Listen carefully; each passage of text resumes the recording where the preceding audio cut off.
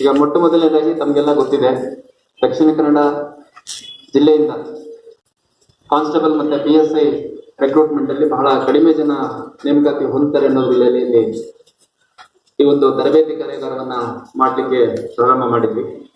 ಅದರಲ್ಲಿ ನಾವು 100 ಜನದ ಒಂದು ತಂಡವನ್ನ ಮಾಡಿ, ಯಾರ್ದು ಫಿಸಿಕಲ್ ಕ್ಲಿಯರ್ ಆಗಿದೆ ಅವ್ರಿಗೆ ತರಬೇತಿ ಕೊಟ್ಟು, ಮುಂದೆ ಬರುವಂತ ಲಿಸ್ಟ್ ಅಲ್ಲಿ ಮ್ಯಾಕ್ಸಿಮಮ್ ಸೆಲೆಕ್ಷನ್ ಆಗೋ ರೀತಿಯಲ್ಲಿ ತರಬೇತಿ ಕೊಡ್ಲಿಕ್ಕೆ ನಮ್ಮ PSIಗಳು ಮತ್ತೆ ಇತರೆ ಸಿಬ್ಬಂದಿಗಳು ಯಾರು ಇತ್ತೀಚಿನ ಬ್ಯಾಚ್ಗಳಲ್ಲಿ ತುಂಬಾ ಒಳ್ಳೆ ಮೆರಿಟ್ ಅಲ್ಲಿ ಪಾಸ್ ಆಗಿರುವಂತವ್ರು ಇದ್ರು ಅಂತವ್ರ ಕಡೆಯಿಂದ ತರಬೇತಿ ಕೊಡಿಸ್ಬೇಕು ಅನ್ನೋ ಉದ್ದೇಶಕ್ಕೆ ಈ ಒಂದು ಕಾರ್ಯಾಗಾರ ಯೋಜನೆ ಮಾಡಲಾಗಿತ್ತು.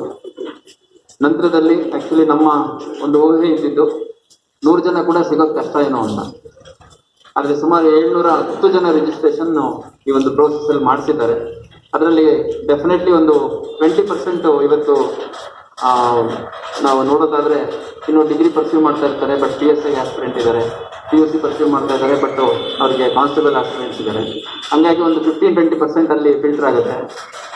ಇನ್ನು ಉಳಿದಿದ್ದು ಈ ಒಂದು ಸ್ಕ್ರೀನಿಂಗ್ ಟೆಸ್ಟ್ ಮಾಡಿದ್ರ ಉದ್ದೇಶ, ಯಾರು ನಿಜವಾಗ್ಲೂ ಸೀರಿಯಸ್ ಇದ್ದಾರೆ, ಯಾರು ನಿಜವಾಗ್ಲೂ ಎಕ್ಸಾಮ್ಗೆ ಈಗಾಗಲೇ ಸಾಕಷ್ಟು ತಯಾರಿಯನ್ನು ಮಾಡಿದ್ದಾರೆ, ಯಾರಿಗೆ ನಿಜವಾಗ್ಲೂ ಈ ಒಂದು ತರಬೇತಿಯ ಅವಶ್ಯಕತೆ ಇದೆ ಅಂಥವ್ರನ್ನ ಮೊದಲನೇ ತಂಡದಲ್ಲಿ ನಾವು ಆನ್ ಪ್ರಿಯಾರಿಟಿ ತಗೋಬೇಕು ಅಂತ ಈ ಒಂದು ಸ್ಕ್ರೀನಿಂಗ್ ಟೆಸ್ಟ್ ಅನ್ನ ಮಾಡಿದ್ದು.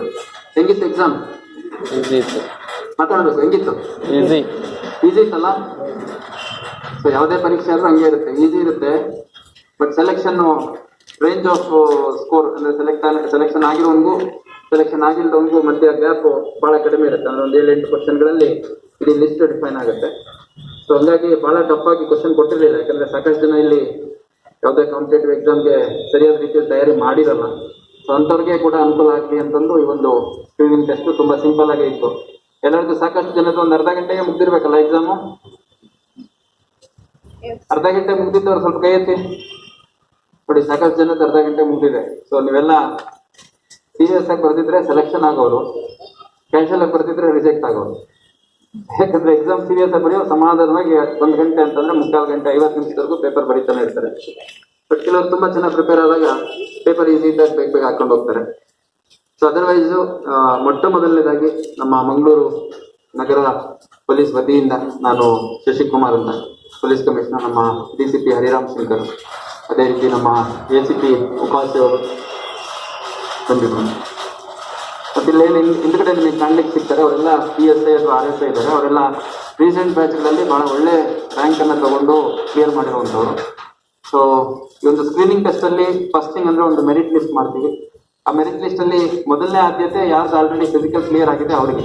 ಅಂದ್ರೆ for example physical PSI clear ಆಗಿದೆ, ಆಮೇಲೆ ಕಾನ್ಸ್ಟೇಬಲ್ಸ್ದು ಹಿಂದೆ 1:5 ಅಲ್ಲಿ ಹೋಗ್ಬಿಟ್ಟು ಆಗಿಲ್ಲ ಅಂಥವ್ರಿಗೆ ಮೊದಲನೇ ಆದ್ಯತೆ ಇರುತ್ತೆ. ಆ ನಂಬರ್ಸ್ ಕಂಪ್ಲೀಟ್ ಆದ್ಮೇಲೆ ನೆಕ್ಸ್ಟ್ ಮೆರಿಟ್ ಲಿಸ್ಟ್ ಕನ್ಸಿಡರ್ ಮಾಡ್ತೀವಿ. ಫಸ್ಟ್ 100 ಸೆಲೆಕ್ಷನ್ಸ್ ಆಗುವಂಥದ್ದು ಯಾರು ಹಾಸ್ಟೆಲಲ್ಲಿ ಇದ್ದು ಪ್ರಿಪ್ರೇಷನ್ ಮಾಡಲಿಕ್ಕೆ ರೆಡಿ ಇದ್ದಾರೆ ಅವರು. ಯಾಕೆಂದರೆ ಹಗಲು ರಾತ್ರಿ ಶ್ರಮಪಟ್ಟು ಮತ್ತು ಈ ಪರೀಕ್ಷೆಗೆ ಕಂಪ್ಲೀಟ್ ಡೆಡಿಕೇಶನ್ ಆಗಿ ಬೇರೆ ಎಲ್ಲ ನಮ್ಮ ಕೆಲಸಗಳನ್ನು ನಾವು ಬದಿಗೊತ್ತಿ ಇಲ್ಲಿ ಬಂದಿದ್ದು ಮಾಡ್ತೀವಿ ಅನ್ನೋಂಥದ್ದು ನಮಗೆ ಬೇಕು. ಅದು ಮೊದಲನೇ ಆದ್ಯತೆ. ಎರಡನೇ ಆದ್ಯತೆ ಆದರೂ ಯಾರು ಡೇ ಸ್ಕಾಲರ್ಸ್ ರೀತಿಯಲ್ಲಿ ಬಂದು ಹೋಗ್ತಾರೆ, ಪ್ರಿಫರಬಲಿ ಯಾರು ಮಂಗಳೂರು ಸಿಟಿ ಸುತ್ತಮುತ್ತ ಇರ್ತಾರೆ ಅವರಿಗೆ ಅವಕಾಶ ಸಿಗುತ್ತೆ. ಎರಡನೇದು. ಮತ್ತು ಭಾಳ ಖುಷಿ ವಿಚಾರ ಅಂತಂದರೆ ನಮ್ಮ ವಿದ್ಯಾರ್ಥಿನಿಯರು ಮತ್ತು ಯುವತಿಯರು ಸಾಕಷ್ಟು ದೊಡ್ಡ ಸಂಖ್ಯೆಯಲ್ಲಿ ಭಾಗವಹಿಸಿದ್ದೀರಿ. ಸೊ ನಿಮ್ಗಳಿಗೂ ಕೂಡ ಒಂದು ಪ್ರಾಪರ್ ರೆಪ್ರೆಸೆಂಟೇಷನ್ ಕೊಡಲಾಗಿದೆ.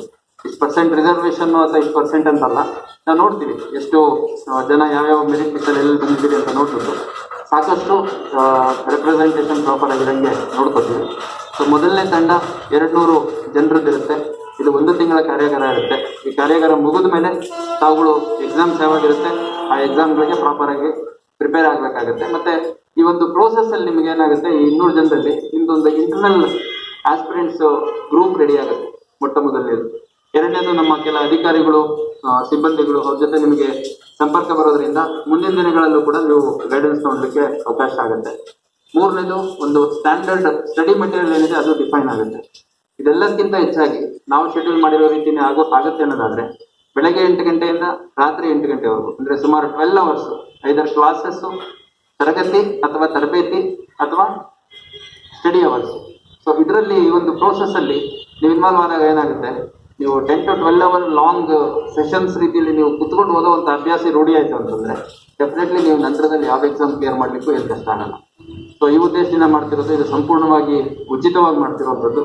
ನಮ್ಮ ಸದ್ಯದ ಪ್ಲಾನ್ ಪ್ರಕಾರ ಯಾರು ಹಾಸ್ಟೆಲಲ್ಲಿ ಇರ್ತಾರೆ, ಅಂದರೆ ನಾವು LOCS ಅಲ್ಲಿ ಹಾಸ್ಟೆಲ್ ಮಾಡಿದ್ದೀವಿ, ಅಲ್ಲಿ ಯಾರು ಇರ್ತಾರೆ ಅವರು ಪ್ರಾಪರ್ ರೂಮ್ಸ್ ಇದ್ದಾವೆ. ಒಂದು ರೂಮಲ್ಲಿ ಇಬ್ಬರು ಆಸ್ಪಿರೆಂಟ್ಸಿಗೆ 2 ಸಪ್ರೇಟ್ ಸೈಡ್ ಕಾಟು ಅದೆಲ್ಲ ಇರುತ್ತೆ, ಕಾಟ್ ಇರುತ್ತೆ, ಟೇಬಲ್ ಇರುತ್ತೆ, ಮತ್ತು ಅವ್ರಿಗೆ ಒಂದು ಫ್ಲೋರಲ್ಲಿ ಒಂದು 10 ರಿಂದ 12 ಕಮ್ಯುನಿಟಿ ಅಂದರೆ ಇದು ಇಂಥದ್ದು ವಾಶ್ರೂಮ್ಸು, ಟಾಯ್ಲೆಟ್ಸು, ಬಾತ್ರೂಮ್ಸ್ ಅದೆಲ್ಲ ಇದೆ. ಸೊ ನಾವುಗಳೆಲ್ಲ ವಿದ್ಯಾರ್ಥಿ ಆಗಿದ್ದಾಗ ನಾವು ಯಾವ ರೀತಿ ಹಾಸ್ಟೆಲ್ಗಳಲ್ಲಿ ಅಷ್ಟು ಫೆಸಿಲಿಟಿ ಇದೆ ಅದರಲ್ಲಿ, ಹಾಗಾಗಿ ಭಾಳ ಒಳ್ಳೆಯ ಫೆಸಿಲಿಟಿ.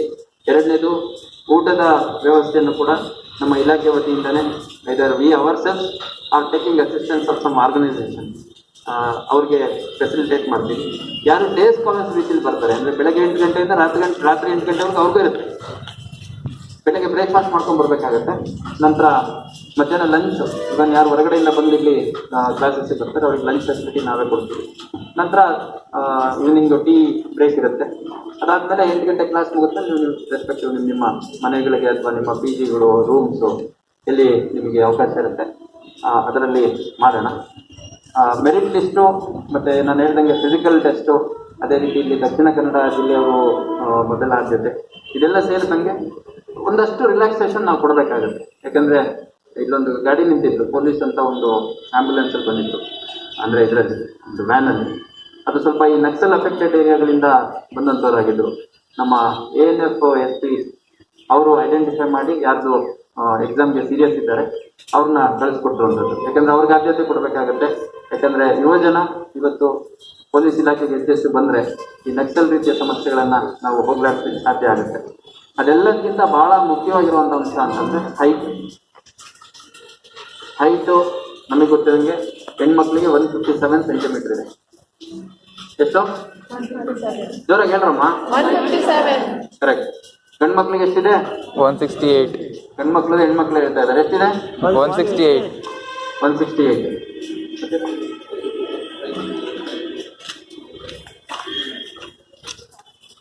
ಸೊ ಇದು ಲಾರ್ಜರ್ ಕ್ಲಾಸಿಫಿಕೇಶನ್ನು. ನಿಮ್ಮದು ಮೆರಿಟ್ ಲಿಸ್ಟ್ ಆದಮೇಲೆ ನಾವು ಮತ್ತೆ 1 ದಿನ 2 ದಿನದ ಪ್ರೋಸೆಸ್ ಇರುತ್ತೆ. ಆ ಸಂದರ್ಭದಲ್ಲಿ ಯಾರಿಗೆ ಕಮ್ಯುನಿಕೇಟ್ ಮಾಡ್ತೀವಿ ಅವರು RT-PCR ನೆಗೆಟಿವ್ ರಿಪೋರ್ಟನ್ನು ನಿಮ್ಗೆ 1 ದಿನ 2 ದಿನ ಟೈಮ್ ಕೊಡ್ತೀವಿ. ಆ ಟೈಮಲ್ಲಿ RT-PCR ನೆಗೆಟಿವ್ ವರದಿಯನ್ನು ಕಡ್ಡಾಯವಾಗಿ ತೊಗೊಂಬರ್ಬೇಕು. ಯಾಕಂದರೆ ಇಲ್ಲಿ ನಾವು ಇನ್ಹೌಸ್ ಬಂದಾಗ ಮತ್ತು ಕ್ಲಾಸ್ ರೂಮ್ಗಳಲ್ಲಿ ಕುತ್ಕೊಂಡಾಗ ನೀವುಗಳು ಮತ್ತೆ ಇನ್ನೊಬ್ಬರಿಗೆ ಹಚ್ಚುವಂಥದ್ದು ಅಥವಾ ಬೇರೆಯವರಿಂದ ನಿಮಗೆ ಬರುವಂಥದ್ದು ಆಗಬಾರ್ದು. ಅದು ಒಂದು. ಎರಡನೇದು ಹೈಟ್ ಏನಿದೆ, ಯಾಕಂದರೆ ಹೈಟ್ ಬದಲಾವಣೆ ಮಾಡೋಕ್ಕಾಗಲ್ಲ. ನಾವು ಟ್ರೈನಿಂಗ್ ಮುಗಿದ್ಮೇಲೆ ಇನ್ನು ಸ್ವಲ್ಪ ಜಿಗಿದು 1 ಇಂಚ್ ಜಾಸ್ತಿ ಮಾಡ್ಕೋತೀವಿ ಹೈಟ್ ಅಂತಂದ್ರೆ ಆಗಲ್ಲ. ಅದೇ ರೀತಿ ಭಾಳ ಕಡಿಮೆ ಇದ್ದವ್ರು ನನಗೆ ಇನ್ನೂ ಸ್ವಲ್ಪ ಏಜ್ ಇದೆ ನಾನು ಬೆಳಿತೀನಿ ಆ ಥರದ್ದೆಲ್ಲ ಎಕ್ಸ್ಕ್ಯೂಸ್ ಕಾಣೋಕ್ಕಾಗಲ್ಲ. ಇದು ಮೊದಲನೇದಾಗಿ ನಾವು ಪೊಲೀಸ್ ಇಲಾಖೆಗೆ ಪುಷ್ ಮಾಡಲಿಕ್ಕೆ ಈ ಒಂದು ಡ್ರೈವ್ ನಡೀತಾ ಇರೋದು. ಹಾಗಾಗಿ ಹೈಟ್ ಕಡ್ಡಾಯವಾಗಿ ನಾವು ಸ್ಕ್ರೀನಿಂಗಲ್ಲಿ ಕನ್ಸಿಡರ್ ಮಾಡ್ತೀವಿ. ಸೊ ಡೆಫಿನೆಟ್ಲಿ ಇದನ್ನು ಒಂದು ಬ್ಯಾಚಿಗೆ ನಿಲ್ಲಿಸೋ ಉದ್ದೇಶ ಇಲ್ಲ ನಮ್ಮದು. ಇನ್ನು ನಂತರದಲ್ಲಿ ಎಲ್ಲಿವರೆಗೂ ವಿದ್ಯಾರ್ಥಿಗಳು ಮತ್ತು ಯುವತಿಯರು ಬರ್ತಾರೆ ಅಲ್ಲಿವರೆಗೂ ಇದನ್ನು ಬೇರೆ ಬೇರೆ ರೀತಿಯಲ್ಲಿ ಕಂಟಿನ್ಯೂ ಮಾಡುವಂಥ ಉದ್ದೇಶ ಇದೆ. ಹಾಗಾಗಿ ಪೊಲೀಸು ಎಲಿಜಿಬಿಲಿಟಿ ಆದಮೇಲೂ ಕೂಡ ಇನ್ನೂ ಯಾರಾದರೂ ಯೂತ್ ಇದ್ರು ಅಂತಂದರೆ ಅಂಥವ್ರನ್ನ ನಾವು ಕನ್ಸಿಡರ್ ಮಾಡಿಬಿಟ್ಟು ಬೇರೆ ಬೇರೆ ಎಕ್ಸಾಮ್ಗಳಿಗೂ ಅನುಕೂಲ ಆಗೋ ರೀತಿಯಲ್ಲಿ ಒಂದು ಕಾಮನ್ ಪ್ರಿಪ್ರೇಷನ್ ಫಾರ್ಮೆಟ್ ಮಾಡಿಕೊಂಡು ತಯಾರಿ ಕೊಡ್ತೀವಿ. ಸೊ ಹಾಗಾಗಿ ಮೊದಲನೇದಾಗಿ ಇಷ್ಟು ಒಳ್ಳೆ ರೀತಿಯಲ್ಲಿ ಸ್ಪಂದಿಸಿ, ನಾನು ಆ್ಯಕ್ಚುಲಿ ಮೊದಲನೇ ದಿನ ರಿಜಿಸ್ಟ್ರೇಷನ್ ಏನೋ ಆಯಿತು, ಬಟ್ ಎಕ್ಸಾಮ್ಗೆ ಎಷ್ಟು ಜನ ಬರ್ತಾರೋ ಅಂತ ನನಗೆ ನನ್ನದೇ ಆದ ಒಂದು ಅಪ್ರೆನ್ಷನ್ ಇತ್ತು. ಅದನ್ನೆಲ್ಲ ಸುಳ್ಳು ಮಾಡಿ ಭಾಳ ದೊಡ್ಡ ಸಂಖ್ಯೆಯಲ್ಲಿ ಬಂದಿದ್ದೀರಿ. ಇದೇ ರೀತಿ ನೀವೆಲ್ಲ ಉತ್ಸಾಹ ಇಟ್ಕೊಳ್ಳಿ. ಖಂಡಿತ ಮುಂದಿನ ದಿನಗಳಲ್ಲಿ ನೂರಾರು ಸಂಖ್ಯೆಗಳಲ್ಲಿ. ಒಂದು ವಿಷಯ ಹೇಳ್ತೀನಿ ಕೇಳಿ, ಕಳೆದ 11 ವರ್ಷದಲ್ಲಿ ಮಂಗಳೂರು ಕಮಿಷನರೇಟ್ ಅಂದರೆ ಏನು ನಮ್ಮ ಮಂಗಳೂರು ಸಿಟಿ ಕಮಿಷನರೇಟ್ ಅಂತ ಹೇಳ್ತಾರೆ, ಅದರ ವ್ಯಾಪ್ತಿಯಲ್ಲಿ ಸುಮಾರು 1400 ರೆಕ್ರೂಟ್ಮೆಂಟ್ ಆಗಿದೆ. ಎಷ್ಟು? 1400. ಆದರೆ ದಕ್ಷಿಣ ಕನ್ನಡ ಜಿಲ್ಲೆಯವರು ಸೆಲೆಕ್ಷನ್ ಆಗಿರೋದು ಕೇವಲ 68 ಜನ. ಎಷ್ಟು ಪರ್ಸೆಂಟ್ ಆಯ್ತು?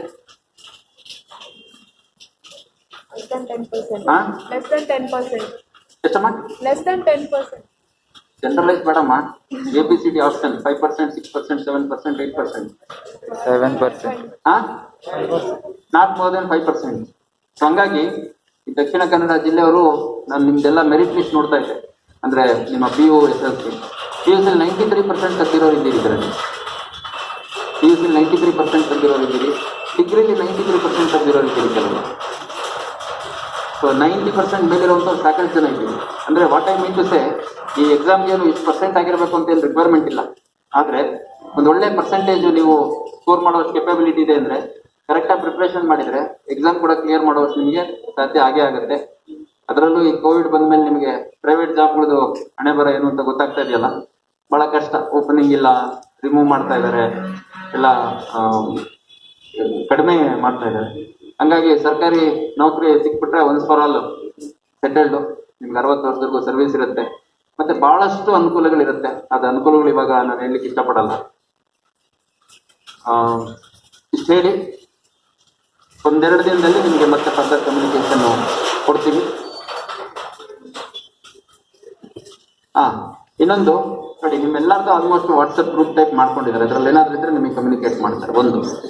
ಎರಡನೇದು, ನಾನೇನಾದ್ರೂ ಕಮ್ಯುನಿಕೇಟ್ ಮಾಡಬೇಕು ಅಂತಂದ್ರೆ ನಮ್ದು ಫೇಸ್ಬುಕ್ ಮತ್ತೆ ಟ್ವಿಟರ್ ಹ್ಯಾಂಡಲ್ ಇದೆ, ಮಂಗಳೂರು ಸಿಟಿ ಪೊಲೀಸ್ ಫೇಸ್ಬುಕ್ ಮತ್ತೆ ಟ್ವಿಟರ್ ಹ್ಯಾಂಡಲ್ ಇದೆ. ಅದು ಹೊರತುಪಡಿಸಿನೂ ಈಗ ಸೋಷಿಯಲ್ ಮೀಡಿಯಾಗಳಲ್ಲಿ ಬಹಳ ಫಾಸ್ಟ್ ಆಗಿ ಏನೇ ಇನ್ಫಾರ್ಮೇಶನ್ ಇದ್ರು ಕಮ್ಯುನಿಕೇಟ್ ಆಗಿದೆ. ಸೊ ಇದಕ್ಕೆ ಇನ್ಫಾರ್ಮೇಶನ್ ನಮಗೆ ಗೊತ್ತಿಲ್ಲ ಅಂತಂದು ಬರ್ದೇ ಇರೋಂಥವ್ರ ಸಂಖ್ಯೆ ಬಹಳ ಕಡಿಮೆ. Some of them have opted not to come, otherwise whoever is interested has come. Once again I would like to thank every one of you. Thank you very much. ಇದೇ ರೀತಿ ನಿಮ್ಮ ಉತ್ಸಾಹ ಇರಲಿ, ಇದೇ ರೀತಿ ನಿಮ್ಮ ಏನು ಉತ್ಸುಕತೆ ನಿಮ್ಮಲ್ಲಿ ಇರಲಿ. ಮುಂದಿನ ದಿನಗಳಲ್ಲಿ ನೀವು ಹೆಚ್ಚೆಚ್ಚು ವಿದ್ಯಾರ್ಥಿನಿಯರು, ಯುವತಿಯರು ಸರ್ಕಾರಿ ನೌಕರಿಗೆ ಹೋಗ್ಲಿಕ್ಕೆ ಏನೇ ಪರೀಕ್ಷೆಗಳಿದ್ದಾವೆ ಅದರಲ್ಲಿ ಕ್ಲಿಯರ್ ಮಾಡೋದಕ್ಕೆ ಪುಷ್ ಮಾಡುವಂಥ ಪ್ರಯತ್ನ ನಮ್ಮ ಮಂಗಳೂರು ಸಿಟಿ ಪೊಲೀಸ್ ಇದೆ. ಧನ್ಯವಾದ. Thank you.